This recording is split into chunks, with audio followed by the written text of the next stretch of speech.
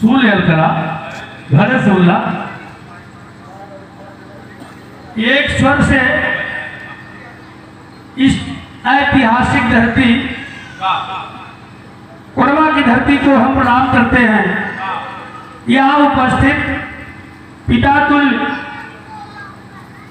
आप बड़े सम्मानित बैठे हुए हैं आप लोग। ये एक छोटी सी लोकगीत हमारी प्रस्तुत है। पहले यहाँ ब्रह्म बाबा का स्थान है। मैं ब्रह्मलीन ब्रह्म बाबा के चरणों में सिर नवाते हुए ये ब्रह्म बाबा का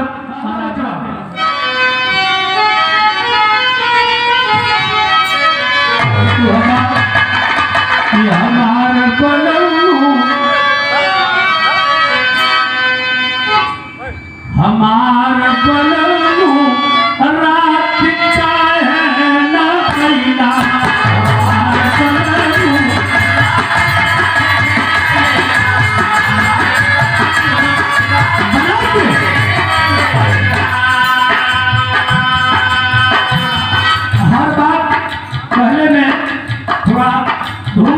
संकोचक परिणाम से बाहर रहा कुछ कहल बना, लेकिन एक भक्त आप लोगों जैसन हमारे जैसन बाबा के स्थान पर गए सिर नवा के कहलस का कहलस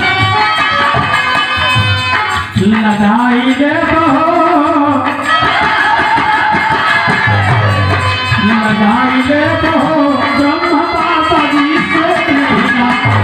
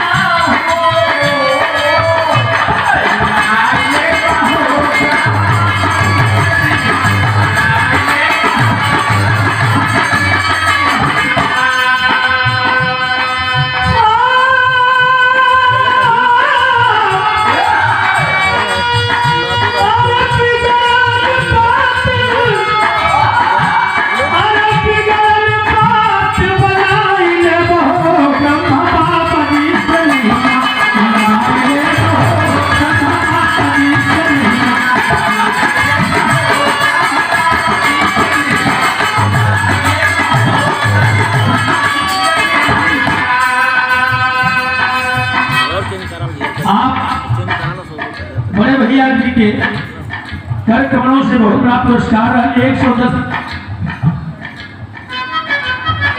देखिए जिनके देख में ब्याह होगा सत्य प्रकाश शर्मा जी के भाई है आप राधे प्रकाश शर्मा जी राधे श्याम शर्मा जी के आप बड़े भैया के चरण में कोट को ग्रहण है। आप सब भैया के नमस्ते पड़ा पहले जवन रहिया से दूर बाबा जी